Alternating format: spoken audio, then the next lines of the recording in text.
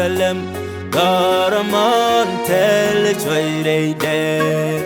Ikiepar merti billalon Punyal guardiente ke ching Jerusalem Garamon tel choy de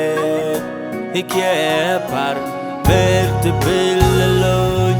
Punyal yejen Reshujada Baba pun merkan Merjadalwaj Babung lancing Cijes punyal guadin Ejing gwal Baba pelyakan Unta kejet Babung lancing Cijes punyal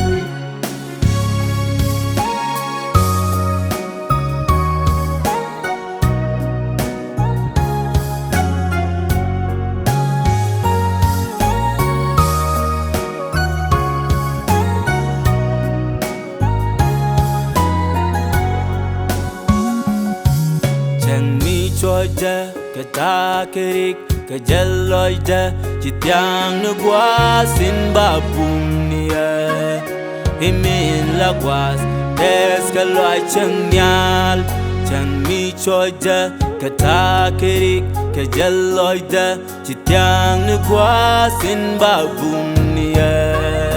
Himin lagwas des kaloi chengyal Punyal yejen Reshujada Baba pun merkan Merjadalwaj Babung lancing Cijes punyal guadin Ejing gwal Baba pelyakan Unta kejet Babung lancing Cijes punyal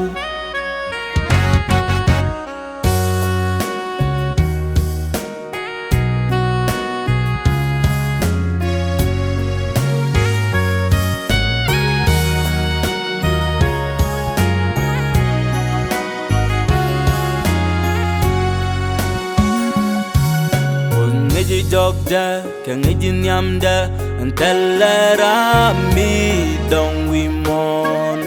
imingaza lag de jin kunyal pos ngiji jogja kangijin yamda antelara mi dong wimon imingaza lag de jin kunyal yejen Reshujada Baba pun merkan Jadalwaj Babung lancing Cijes punyal guadin Ejing gwal Baba pelyakan Unta kejet Babung lancing Cijes punyal